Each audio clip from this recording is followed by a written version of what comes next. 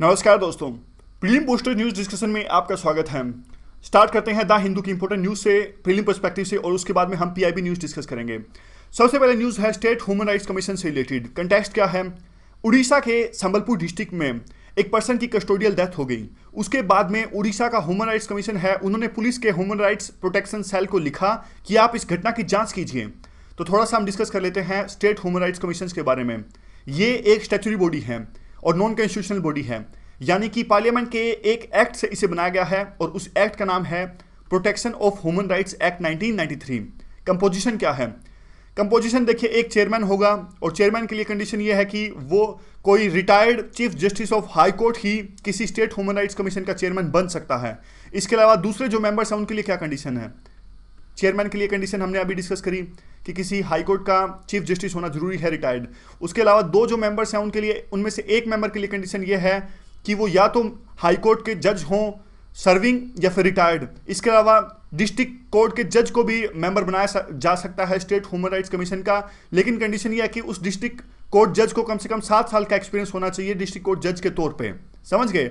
और दूसरे मेंबर के लिए क्या कंडीशन होनी चाहिए? दूसरे मेंबर्स के लिए कंडीशन यह है कि उस मेंबर को एक्सपीरियंस होना चाहिए ह्यूमन राइट्स का, तभी उनको मेंबर बनाया जा सकता है। तो कुछ और चीजें डिस्कस कर लेते हैं। अपॉइंटमेंट। अपॉइंटमेंट कौन करता है? अपॉइंटमेंट की जाती है गवर्नर के द्वारा। रिकमेंडेशन कौन देता है? 6 सदस्यीय कमेटी रिकमेंडेशन देती है।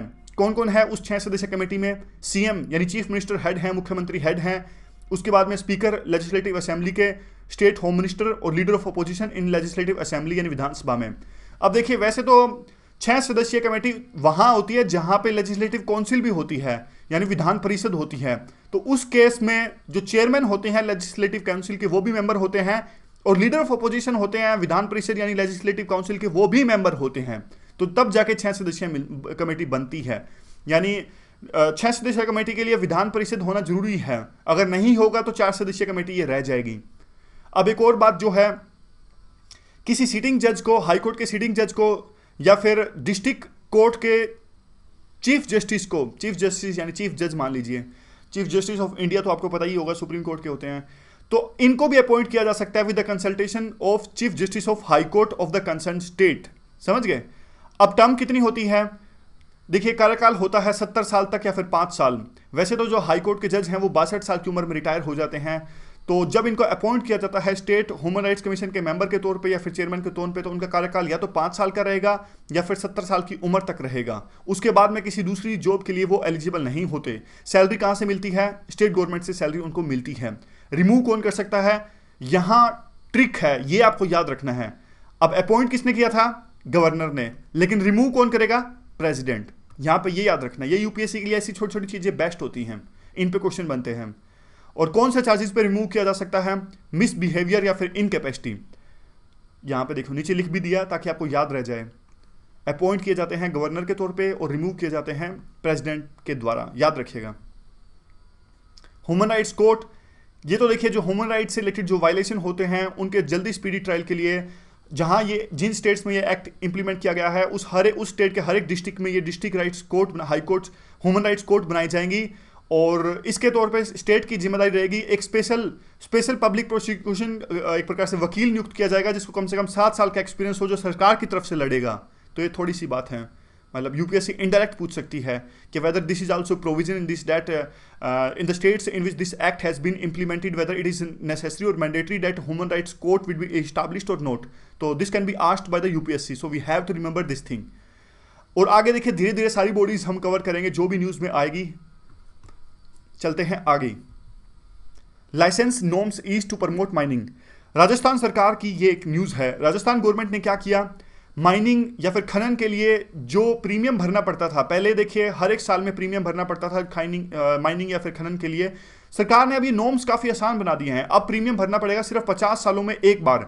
तो नए रूल्स पास किए हैं, state minor minerals concession rules 2017। UPSC simple यही क्वेश्चन पूछ सकती है कि recently which state passed this kind of rule. तो हमें बस बेसिक सा ये याद रखना है कि राजस्थान गवर्नमेंट ने ये रूल नए बनाए हैं। एनवायरमेंट क्लियरेंस, केरला की गवर्नमेंट ने क्या किया? एक कमेटी का गठन किया है। किस लिए? इंडियन ऑयल कॉर्पोरेशन, उन पे आरोप है कि केरला के अंदर में, कोची के अंदर में एक जगह है जिसका नाम है पुथुवीप। पुथुवीप में अंदर में एक एलएनजी यूनिट उन्होंने स्टैब्लिश करी, लेकिन जो उन्होंने एलएनजी एलपीजी है, सॉरी एलएनजी नहीं है, एलपीजी यूनिट है, जो उन्होंने एलपीजी यूनिट इस्टेब्लिश करी, वहां पे उन्होंने इन्वायरमेंट क्लियरेंस की धज्जियां उड़ा दी। तो इसीलिए उन्होंने एक कमेटी का गठन किया केरला गवर्नमेंट ने कि आप जांच कीजिए कि वास्तव में इंडियन ऑयल कॉर्पोरेशन ने किसी इन्वायरमेंट क्लियरेंस का गलत फायदा उठाया है। अब देखिए, जो भी ये इन्वायरमेंट क्लियरेंस लेनी होती है वो इन्वायरमेंट इंपैक्ट असेसमेंट के बाद लेनी होती है। इन्वायरमेंट इंपैक्ट जो असेसमेंट होता है वो ऑलमोस्ट डेवलपमेंट प्रोजेक्ट्स में इसका यूज किया जाता है, और ये आता है इन्वायरमेंट जो इंपैक्ट असेसमेंट, ये आता है, एक नोटिफिकेशन जारी की गई थी 1994 की ये बात है। वहां पे ये देखिए, environment impact assessment of development project 1994 under the environment act, वहां पे ये यानी इन्वायरमेंट एक्ट 1994 से ये आता है इन्वायरमेंट इंपैक्ट असेसमेंट। ज़्यादा ही बार बोला गया इन्वायरमेंट इंपैक्ट असेसमेंट। तो 30 कैटेगरीज ऐसी हैं जहां पे देखिए इन्वायरमेंट इंपैक्ट असेसमेंट को मैंडेटरी कर दिया गया है, और वहां पे इन्वायरमेंट क्लियरेंस लेना आवश्यक है, और इन्वायरमेंट क्लियरेंस लेने के बाद ही किसी प्रोजेक्ट को स्टार्ट किया जा सकता है। और इन्वायरमेंट क्लियरेंस तभी मिलती है जब इन्वायरमेंट इंपैक्ट असेसमेंट हो जाए। समझ गए? ज्यादा कंफ्यूज होने की आवश्यकता नहीं है, दोबारा से बता देता हूं। पहले होगा इन्वायरमेंट इंपैक्ट असेसमेंट, उसके बाद में होगा इन्वायरमेंट क्लियरेंस, और तब जाके प्रोजेक्ट आप स्टार्ट कर सकते हो। तो कई बार यूपीएससी ऑर्डर पूछ लेती है, जैसे नीचे भी काफ़ी सारी चीज़ें हैं। अब काफ़ी सारी चीज़ें आती हैं इन्वायरमेंट इंपैक्ट असेसमेंट के अंदर में। सबसे पहले होती है स्क्रीनिंग।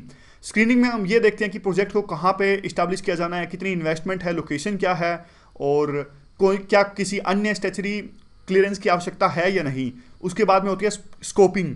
स्कोपिंग में हम ये देखते हैं कि क्या किसी कोई खतरा हो सकता है आसपास इन्वायरमेंट को इस प्रोजेक्ट से, और कितना इंपैक्ट होगा, कैसे उस इंपैक्ट को मिनिमाइज किया जा सकता है। ऐसे ही और भी काफ़ी तरह की चीज़ें हैं। अब यूपीएससी क्वेश्चन इस प्रकार से भी पूछ सकती है कि आप बताइए इन्वायरमेंट इंपैक्ट असेसमेंट में कौन कौन सी चीज़ें आती हैं। क्या स्क्रीनिंग आती है, क्या स्कोपिंग आती है, क्या बेस लाइन डेटा कलेक्शन आता है। उसके बाद में भी देख लीजिए जो impact prediction, assessment of alternatives, क्या कोई दूसरा अल्टरनेटिव है, पब्लिक हियरिंग भी होती है। अब जैसे ये क्वेश्चन पूछ लिया जाता है, ऐसे ऑप्शन दिए होंगे, which of the following are not included in the environment impact assessment. तो एक जगह आ जाएगा स्क्रीनिंग, फिर आ जाएगा स्कोपिंग, फिर आ जाएगा पब्लिक हियरिंग, और नीचे कोई बेकार सा ऑप्शन दे देंगे कुछ भी। तो अब ऑप्शन बाद में ये यूं दिए होंगे 1 2 3 1 3 4, तो 1 2 3 आंसर हो जाएगा। तो ऐसे क्वेश्चन आते हैं, यूपीएससी इस प्रकार से फंसा लेती है इनडायरेक्टली। अगला है देखिए पीपीपी, यानी पब्लिक प्राइवेट पार्टनरशिप से नए एयरपोर्ट्स का निर्माण किया जा रहा है। अमरावती, विजग, आंध्र प्रदेश सरकार ने घोषणा की।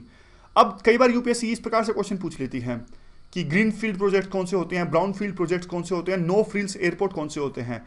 ग्रीन फील्ड प्रोजेक्ट्स जो वो प्रोजेक्ट्स होते हैं जिसमें देखिए नए सिरे से वो प्रोजेक्ट बनाए जाते हैं, यानी ईंट भी लगेगी, पत्थर भी लगेंगे, पूरा लेंटर डलेगा, यानी पूरी की पूरी जो बिल्डिंग है वही नहीं बनाई जा रही है, प्लांट नया बनाया जा रहा है। लेकिन ब्राउन फील्ड प्रोजेक्ट्स ऐसे नहीं होते।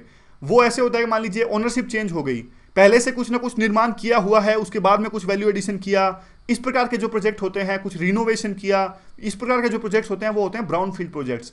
नो फील्ड एयरपोर्ट्स कौन से होते हैं? नो फील्ड एयरपोर्ट्स देखिए वो एयरपोर्ट्स होते हैं जहां पे जो नॉन एसेंशियल चीजें, गैर जरूरी चीजें हैं, वो नहीं यूज होती। अब देखिए जैसे एयरपोर्ट बनाने के लिए कम से कम मिनिमम चीजें क्या होनी चाहिए? मिनिमम चीजें तो यही होनी चाहिए ना, बस एक विमान लैंड कर सके, बिल्कुल छोटा मोटा टेबल भी हो तो भी काम चलेगा, बस विमान लैंड हो जाए, लाइटें हों, वो जब जरूरी चीजें हों। अब जबकि देखिए मुंबई, दिल्ली जैसे हाईफाई जो एयरपोर्ट्स हैं, वहां पे तो दुकानें भी हैं, एलिवेटर लगा होगा और बहुत सारी फैसिलिटीज होंगी। अब हर एक छोटे छोटे शहर में इतनी सारी फैसिलिटीज तो आप प्रोवाइड कर नहीं सकते। तो नो फ्रिल एयरपोर्ट्स में जो गैर जरूरी चीजें होती हैं वो हटा दी जाती हैं ताकि कम खर्चे से काम चल जाए। Special category status to state, देखिए वैसे तो 14 फाइनेंस कमीशन ने कहा था ये कि आप किसी भी स्टेट को स्पेशल दर्जा तो दिया जाता है, इस नॉर्म को आप हटा दीजिए। ऑलरेडी जिन राज्यों को ये दर्जा दिया गया है बस आप रहने दीजिए। लेकिन अभी भी कुछ स्टेट्स जैसे कि आंध्र प्रदेश, उड़ीसा, ये सरकार से मांग कर रहे हैं कि हमें स्पेशल स्टेट का दर्जा दिया जाए। अब कौन कौन से स्टेट्स को स्पेशल स्टेट्स का दर्जा मिलता है? या तो वहाँ पे देखिए टेरेन यानी पहाड़ वगैरह हो, डेंसिटी काफ़ी कम हो, लोकेशन बॉर्डर के नज़दीक हो, बैकवर्ड इकोनॉमिक मतलब इकोनॉमिक इतनी ख़राब हो कि अपने ऊपर के से वो अपने हिसाब से वो अपने स्टेट को नहीं चला सकते, और नॉन वायबल नेचर। तो देखिए इन कंडीशंस के आधार पर अभी तक 11 राज्यों को सरकार ने स्पेशल कैटेगरी का स्टेटस दिया है। उनमें से ये हैं जम्मू एंड कश्मीर, हिमाचल प्रदेश, यूके, सिक्किम और बाद में 7 नॉर्थ ईस्ट के स्टेट्स, यानी माउंटेन के स्टेट। आप हिमालय में चलोगे तो जम्मू एंड कश्मीर, बाद में हिमाचल प्रदेश आएगा, उत्तराखंड, यूपी को छोड़ के बाद में सिक्किम, और फिर बाद में लगातार 7 जो बहनें हैं ये नॉर्थ ईस्ट की। उसके बाद में देखिए काफ़ी सारे फायदे मिलते हैं अगर स्पेशल कैटेगरी का स्टेटस मिलता है तो। एक्साइज ड्यूटी कम होती है, कुछ सरकार इन राज्यों को ग्रांट भी ज़्यादा मिलती है, तो इसीलिए बार बार ये राज्य मांग करते हैं कि हमें स्पेशल कैटेगरी का स्टेटस मिलना चाहिए। ये तो कोई खास न्यूज़ नहीं। टीबी पेशेंट्स को सरकार से जो सुविधाएं मिलती हैं, अब कंपलसरी रूप से उनके पास में आधार कार्ड होना चाहिए, तभी वो टीबी के लिए सरकार जो सुविधा प्रोवाइड कर रही है, जो स्कीम सरकार ने चला रखी है, उनका फ़ायदा उठा सकते हैं टीबी पेशेंट्स। तो आधार कार्ड को कंपलसरी बना दिया गया है। Solar push could mean 3 lakh jobs, ये भी प्रीलिम के लिए कम, मेंस के लिए 2-3 लाइनें इसमें इंपॉर्टेंट हैं। देखिए अगर हम ये टारगेट पूरा करते हैं, 2022 तक का हमारा टारगेट है, और उसमें खास तौर पे सोलर और विंड एनर्जी की बात की जाए तो दोनों को मिला के 160 मेगावाट इलेक्ट्रिसिटी हम प्रोड्यूस करेंगे। सॉरी 160 मेगावाट नहीं, गीगावाट। मेगावाट तो काफ़ी कम हो गए, और मेगावाट में मेजर करें तो 1,60,000 मेगावाट इलेक्ट्रिसिटी हम प्रोड्यूस करेंगे। तो मान लीजिए हमने ये टारगेट कंप्लीट कर लिया तो काफ़ी सारी जॉब्स हम पैदा कर पाने में सक्षम हो पाएंगे। अभी अगर देखिए सोलर और विंड एनर्जी की बात करें तो अभी सिर्फ 21,000 जॉब्स यहाँ पे हम दे पा रहे हैं, लेकिन अगर हम हमारा टारगेट पूरा कर लेते हैं 2022 वाला, तो 3 लाख नए जॉब्स हम पैदा कर पाने में सक्षम होंगे। 90% जो जॉब्स होंगी वो सोलर सेक्टर में होंगी, क्योंकि देखिए काफ़ी सारे स्कोप है सोलर सेक्टर में। आज अगर जो मिडिल क्लास है या फिर जो लोग जहाँ पे काफ़ी पोटेंशियल है, वो अपने घरों की छतों पे ये जो रूफ टॉप सोलर पैनल्स लगवाते हैं, तो आवश्यकता पड़ेगी, जो लोग ये पैनल लगवाएंगे, टेक्निकल वर्कर्स की आवश्यकता पड़ेगी, रिपेयरिंग की आवश्यकता पड़ेगी, तो और इस प्रकार से काफ़ी सारा जॉब्स पैदा होंगी। स्त्रीलिंग है जॉब्स, है ना, ठीक है। आगे हाई कोर्ट्स हैं, कोई न्यूज़ तो नहीं है। कल हमने देखिए आपको याद होगा पूरा हाई कोर्ट का डिस्कस किया था, कौन जज को अपॉइंट करता है, कौन रिमूव करता है। तो आज छोटी सी न्यूज़ है ये, तो आप बस एक बार कंटेक्स्ट आपको समझ में आ जाएगा, तो वो कल की सारी न्यूज़ भी आपको याद आ जाएगी, कौन कौन करता है, कौन नहीं करता। इस प्रकार से क्या होता है, काइंड ऑफ रिविजन हो जाता है। 11 नए जजेस की नियुक्ति हुई, उसमें से देखिए 6 मद्रास हाई कोर्ट के, 3 छत्तीसगढ़ हाई कोर्ट के। ये सब याद मत रखिएगा कितने कितने, बस आप प्रोसीजर याद रखिएगा, उसी के लिए ये मैं आपको याद दिलवाना चाहता था। Security and exchange board of India, SEBI context, काफ़ी सारी न्यूज़ आज बिजनेस पेज पे, कहीं छापा पड़ा है, कहीं ऑडिटिंग फर्म को बार कर दिया है सेबी ने। तो आमतौर पे सेबी से रिलेटेड न्यूज़ आती रहती है, काफ़ी इंपॉर्टेंट बॉडी है ये सेबी। स्टैच्यूटरी बॉडी है, पार्लियामेंट एक एक्ट से बनाई गई है, एक्ट का नाम है सेबी एक्ट 1992, और रेगुलेटर है, सिक्योरिटी मार्केट को यानी स्टॉक एक्सचेंज को रेगुलेट करती है। और उसके अलावा देखिए काफ़ी सारी चीज़ें करती है, इनसाइडर ट्रेडिंग को रोकती है। इनसाइडर ट्रेडिंग क्या होती है? इनसाइडर ट्रेडिंग ये होती है कि देखिए मान लीजिए शेयर मार्केट जो काम करती है ना, न्यूज़ बेस पे भी काफ़ी काम करती है। वैसे तो काफ़ी फैक्टर्स पे डिपेंड करता है, किसी कंपनी के शेयर ऊपर जाएंगे या नीचे जाएंगे, लेकिन एक जो चीज़ होती है वो ये होती है कि अगर लगता है कंपनी को कि प्रोस्पेक्ट्स ऊपर जाने वाले हैं, तो कंपनी के बारे में कोई अच्छी न्यूज़ आती है, तो शेयर जो ज़्यादा से ज़्यादा लोग उस कंपनी के शेयर खरीदने लगते हैं, तो शेयर ऊपर जाते हैं। इनसाइडर ट्रेडिंग ये होती है, जैसे मान लीजिए कोई कंपनी है, जेट एयरवेज है। अब जेट एयरवेज के कंपनी वालों को तो पता होता है ना कि हम ये डील साइन करने वाले हैं, तो उनको पता है कि जैसे ये डील साइन होगी तो रेट, जो शेयर के रेट हैं वो ऊपर जाएंगे। तो अब ये कंपनी वाले तो यूं कर सकते हैं कि डील होने से पहले ही शेयर खरीद लें, तो इनको तो बहुत भारी मुनाफा हो जाएगा, लेकिन ये कर नहीं सकते ऐसा। क्यों? क्योंकि इनसाइडर ट्रेडिंग में साफ साफ मना है कि कंपनी का कोई भी एम्प्लॉय जिसके पास में इंफॉर्मेशन है, प्रिविलेज है, वो इस प्रकार से खुद के कंपनी के ही शेयर नहीं खरीद सकते। अगर वो ऐसा करते हैं तो वो इनसाइडर ट्रेडिंग के खिलाफ में है। तो सिर्फ एक एग्जांपल था, और काफ़ी सारी अवेयरनेस ये फैलाते हैं सेबी। और अगर कोई कंपनी, जैसे आप उसमें देखा होगा आपने, सहारा कंपनी में जो एक प्रकार से चिट फंड्स का ये मामला इकट्ठे कर लिए थे काफ़ी सारे पैसे सुब्रतो रॉय ने, तो बाद में अब क्या किया था, ये केस पूरा गया था सुप्रीम कोर्ट ने और पैसा वापस देना है। तो ये और भी काफ़ी सारे काम करती है सेबी। अब थोड़ा पीआईबी को डिस्कस कर लेते हैं। आज पीआईबी में वैसे कोई खास न्यूज़ है नहीं। कल हमने बनाया था इंटरनेशनल योगा डे, तो सारी जो मिनिस्ट्रीज़ है उन्होंने ये योगा डे सेलिब्रेट किया था, और उसी से रिलेटेड आज ये सारी न्यूज़ हैं। तो मिनिस्ट्री ऑफ आयुष के अंदर में आता है ये इंटरनेशनल डे ऑफ योगा, 21 जून को सेलिब्रेट किया जाता है। और ये न्यूज़ है, इंपॉर्टेंट सी लाइन है, इस पर ऐसे भी आ सकता है और ऐसे आए तो आप इस लाइन को यूज़ भी कर सकते हो। Yoga has no religion, it is science and that benefits all. अब जैसे कई जो पर्सन्स कहते हैं कि योगा एक पर्टिकुलर स्पेसिफिक धर्म से रिलेटेड है, ऐसा नहीं है। योगा का कोई भी धर्म नहीं है। योगा एक प्रकार की साइंस है जो सबको समान रूप से फायदा पहुंचाती है। इसको सिर्फ एक धर्म से जोड़ना अपने आप में सही नहीं होगा। टेक्नोप्रोम, क्या है ये टेक्नोप्रोम? अब जैसे देखिए 2017 में यूपीएससी ने क्वेश्चन पूछा कि कुछ डिजिटल कुछ मार्केट था, single market, digital single market, इस बारे में कुछ था। अब देखिए टेक्नो इस प्रकार से जो टर्म्स हैं वो हमें डिस्कस करनी चाहिए और याद भी करनी चाहिए, ताकि अगर यूपीएससी पूछे तो हमें एक प्रकार से वो क्वेश्चन वहाँ पे गलत ना हो। अब जैसे हमारा मेक इन इंडिया है, वैसे ही रशिया का मेक इन रशिया है, डबल पर्पज इंडस्ट्रियलाइजेशन। तो उन्होंने ही इस टेक्नोप्रोम को सेलिब्रेट किया है।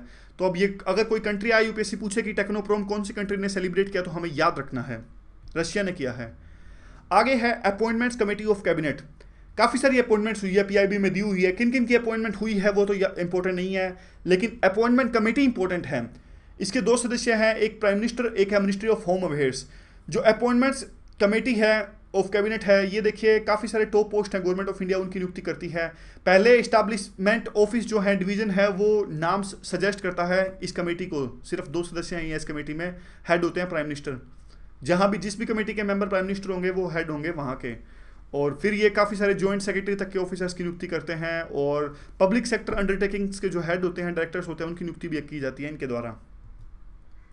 Biotechnology innovation organisation. Biotechnology innovation organisation ये देखिए सुर्खियों में है, क्योंकि अभी ये एग्जीबिशन इनका लगा है सैन डिएगो यूएसओ के अंदर में। थोड़ा सा देख लेते हैं क्या बॉडी। भारत ने भी अपना पेविलियन यहाँ पे लगाया है। 1993 में इस बॉडी का निर्माण किया गया था वाशिंगटन डीसी के अंदर में। लार्जेस्ट ट्रेड ऑर्गेनाइजेशन है वर्ल्ड के अंदर में जो बायोटेक्नोलॉजी इंडस्ट्री को रिप्रेजेंट करता है। मतलब वहाँ पे ये सारा कुछ होता है बायोटेक्नोलॉजी इंडस्ट्री से रिलेटेड। और बाद में देखिए इस बायोटेक्नोलॉजी इनोवेशन ऑर्गेनाइजेशन के अंदर में काफ़ी सारे, जैसे जो कंपनीज फार्मास्यूटिकल ड्रग्स को बेचती हैं, बायोफ्यूल से डील करती हैं, या फिर इंडस्ट्रियल एंजाइम से डील करती हैं, वो सब चीज़ें इसी ऑर्गेनाइजेशन के अंदर में आता है, बायोटेक्नोलॉजी इनोवेशन ऑर्गेनाइजेशन। एक्टिविटीज़ क्या होती है, ट्रेड मीटिंग्स ऑर्गेनाइज करवाती है, लॉबिंग करवाती है, अलायंस, ये सब कुछ करती है ये बॉडी। आगे एक आयुष फैसिलिटीज़ पे कंपेंडियम गाइडलाइंस जारी की गई है। किसके द्वारा जारी की गई है? मिनिस्ट्री ऑफ टूरिज्म के द्वारा सॉरी। अब देखिए मिनिस्ट्री ऑफ टूरिज्म ने किया, इसलिए ये इंपॉर्टेंट है। वैसे तो ये न्यूज़ ज़्यादा इंपॉर्टेंट नहीं थी, लेकिन नाम से ही देखने से पता लगता है कि अगर ऑप्शन आए तो हम ये देखेंगे कि हाँ भाई ये आयुष है तो मिनिस्ट्री ऑफ आयुष से ने ही किया होगा, लेकिन ऐसा नहीं है। ये किया है मिनिस्ट्री ऑफ टूरिज्म ने, तो थोड़ा सा ट्रिक था, इसलिए याद रखना। कंपेंडियम क्या होता है? कंपेंडियम होता है कि कंसाइंस लेकिन डिटेल्ड इन्फॉर्मेशन किसी चीज़ के बारे में।